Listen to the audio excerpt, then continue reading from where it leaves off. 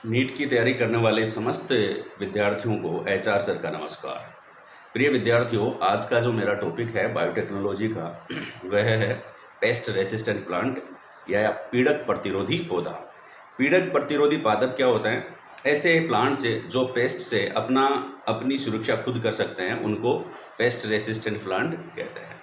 Example है, तंबाकू का पौधा जो होता है वो निमेटोड्स या सूत्रकृमि से अपनी रक्षा कैसे कर पाता है। मुख्य बात ये कि एग्जाम में कैसे प्रश्न आप लोगों से उससे पूछे जाएंगे, बनाने की कोशिश किए इस टॉपिक से आपके लिए ऑब्जेक्टिव। तो चर्चा करते हैं उन महत्वपूर्ण प्रश्नों की जो आपको डॉक्टर्स बनाएंगे, जो आपको प्लस से आपकी गाड़ी पे प्लस लिखवाएंगे। देखिए प्रश्न कौन कौन से है। इस पीड़क प्रतिरोधी जो प्लांट है, पेस्ट रेसिस्टेंट प्लांट है, उसमें सबसे महत्वपूर्ण फर्स्ट प्रश्न देखिए, तंबाकू के पौधे को संक्रमित करने वाले, तंबाकू के पौधे को टोबैको जो है उसके पौधे को संक्रमित करने वाले सूत्रकृमि का नाम क्या है? निम्नलिखित में से कौन सा सूत्रकृमि, ठीक है, निम्नलिखित में से कौन सा सूत्रकृमि निमेटोड्स जो होता है वह तंबाकू के पौधे को संक्रमित करता है? प्रश्न आ गया आपके सामने। तो आंसर क्या होना चाहिए? मेलोइडीगाइनी इंकोग्नेशिया। मेलोइडीगाइनी इंकोग्नेशिया याद रह जाएगा। मेलोइडीगाइनी, मेलोइडी चॉकलेट, मेलोइडीगाइनी इंकोग्नेशिया, मेलोइडीगाइनी इंकोग्नेशिया नामक सूत्रकृमि जो है, नामक निमेटोड्स जो होते हैं वो तंबाकू के पौधों को संक्रमित करता है। नेक्स्ट महत्वपूर्ण प्रश्न क्या है? मेलोइडीगाइनी इंकोग्नेशिया तंबाकू के पौधे के कौन से भाग को संक्रमित करता है? नेक्स्ट प्रश्न क्या है कि मेलोइडीगाइनी इंकोग्नेशिया तंबाकू के पौधे के कौन से भाग को संक्रमित करता है? आंसर क्या जाना चाहिए? रूट। कौन सा आंसर आ जाएगा? रूट। सिंपल सा प्रश्न है, ध्यान में रखना जरूरी है कि जो निमेटोड्स है वो तंबाकू के पौधे के कौन से भाग को प्रभावित करते हैं, संक्रमित करते हैं, इन्फेक्टेड करते हैं, तो that is root. Next question है, मेलोइडीगाइनी इंकोग्नेशिया के संक्रमण को रोकने के लिए कौन सी नवीन विधि काम में ली जा रही है? पेस्ट रेसिस्टेंट प्लांट अगर अपने को बनाना है तो उसमें बायोटेक्नोलॉजी एक ऐसी विधि है जिसके द्वारा हम इस प्रकार के पादप उत्पन्न करते हैं। आप लोगों को पता है, इसलिए यहाँ पर पूछा जा रहा है प्रश्न कि मेलोइडीगाइनी इंकोग्नेशिया के संक्रमण को रोकने के लिए किसमें? तंबाकू में। तंबाकू के कौन से भाग में? जड़ों में। तंबाकू में मेलोइडीगाइनी इंकोग्नेशिया के संक्रमण को रोकने के लिए कौन सी नवीन विधि काम में ली जाती है? तो उस विधि का नाम दिमाग में फीड रखना, आरएनए अंतरक्षेप विधि। आरएनए अंतरक्षेप विधि हिंदी माध्यम के विद्यार्थियों के लिए। नाम दूसरा आप ध्यान में रखेंगे, आरएनए अंतरक्षेप को आरएनए इंटरफ्रेंस भी कहते हैं।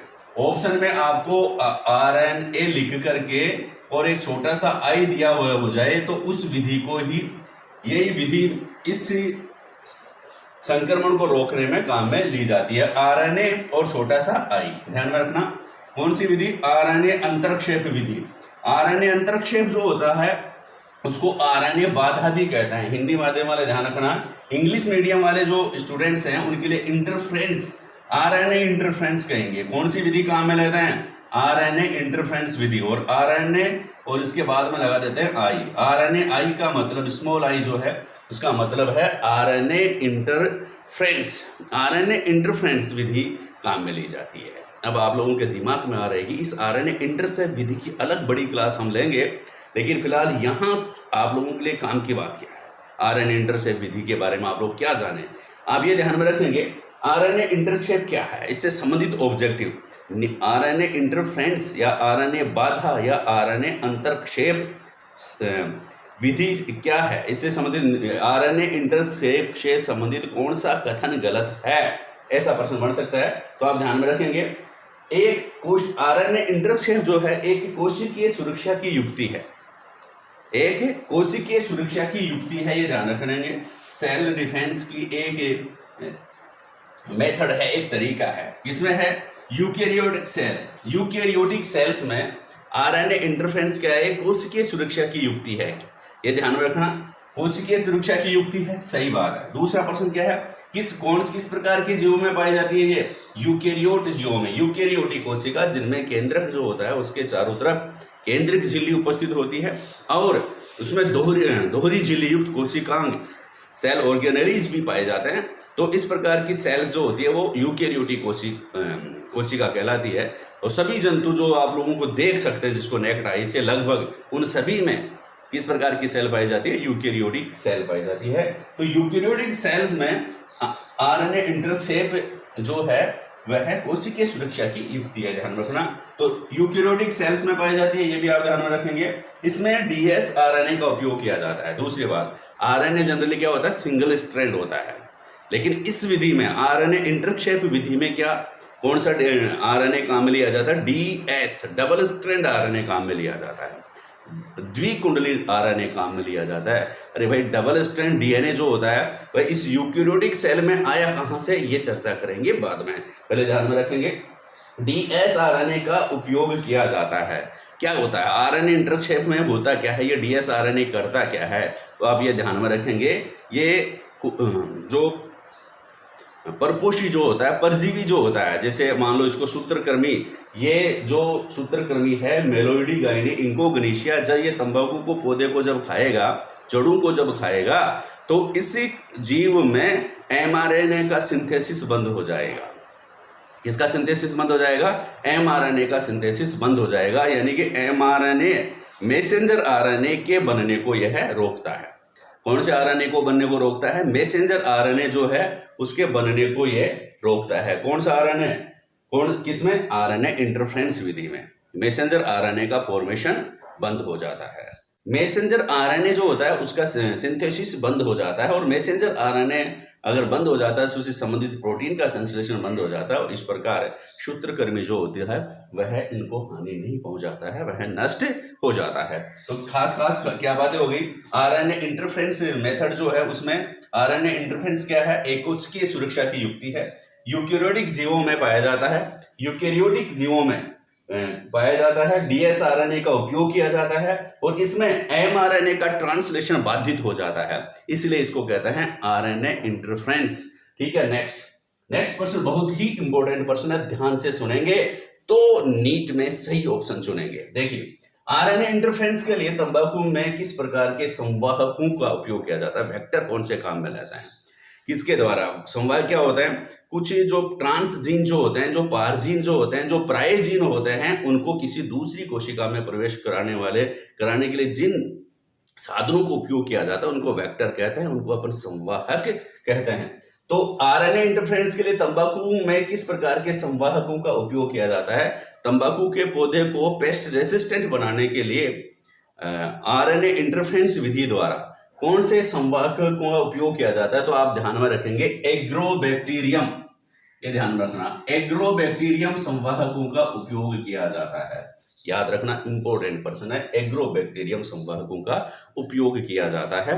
नेक्स्ट प्रश्न है, बहुत महत्वपूर्ण प्रश्न है, डीएस आरएनए का स्रोत क्या है, ये डीएस आरएनए कहां से आता है, विस्तृत क्लास नेक्स्ट क्लास में लेंगे, अभी फिलहाल ऑब्जेक्टिव में देख लीजिए आप कि डीएस आरएनए का स्रोत क्या है। तो आप ध्यान में रखेंगे, संक्रमण करने वाले विषाणु, जो वायरस जो होते हैं, विषाणु में पाए जाने वाले कंप्लीमेंट्री आरएनए जीनोम, ध्यान में रखना, डीएस आरएनए का स्रोत यह है। इन दोनों में से कोई भी ऑप्शन आपको एग्जाम में मिल सकता है। एक ऑप्शन क्या है, संक्रमण करने वाले, जो वायरस से संक्रमित करते हैं किसी दूसरे को, उनके कंप्लीमेंट्री जीनोम जो होते हैं वहां से डीएस आरएनए प्राप्त कर सकते हैं। कैसे कर सकते हैं, नेक्स्ट क्लास में देखना नहीं भूलेंगे। नेक्स्ट ऑप्शन क्या है, ट्रांसपोजोन्स की प्रतिकृति के उपरांत बनने वाले मध्यवर्ती आरएनए। ट्रांसपोजोन्स जो होते हैं वो क्या होते हैं, दूसरा इसका स्रोत है ट्रांसपोजोन्स, आप ध्यान में रखेंगे। डीएस आरएनए के दो स्रोत हैं, एक तो वायरल इन्फेक्शन, संक्रमण करने वाले वायरस, और दूसरा आप ध्यान में रखेंगे ट्रांसपोजोन, और तीसरा ऑप्शन आ जाए ए व बी दोनों, तो उस पर टिक लगा देना कि वायरस जो संक्रमित करते हैं, संक्रमण फैलाते हैं, उनके जीनोम जो, उनके कंप्लीमेंट्री जीनोम जो होते हैं वो वहां से डीएस आरएनए प्राप्त करते हैं, और ट्रांसपोजोन से डीएस आरएनए प्राप्त करते हैं। ट्रांसपोजोन से क्या करते हैं, dsRNA प्राप्त करते हैं। अगर आप लोगों से पूछे, इसमें एक और प्रश्न बनता है ट्रांसपोजोन्स क्या होता है, उसके लिए एक सिंपल सेंटेंस है, क्या, मोबाइल जेनेटिक एलिमेंट्स। आप क्या लिखेंगे, ट्रांसपोजोन्स के बारे में अगर आप लोगों से पूछे कि ट्रांसपोजोन्स क्या है, तो आप लोग क्या बताएंगे, मोबाइल जेनेटिक एलिमेंट्स ट्रांसपोजोन्स कहलाता है।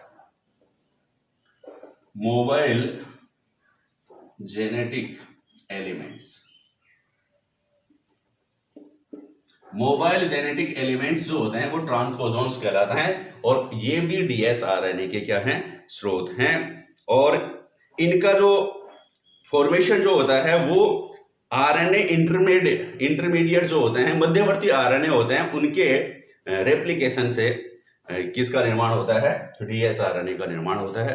तो डियर स्टूडेंट्स, ये थे कुछ महत्वपूर्ण पर्सन इस टॉपिक के जो आपकी बुक में हैं।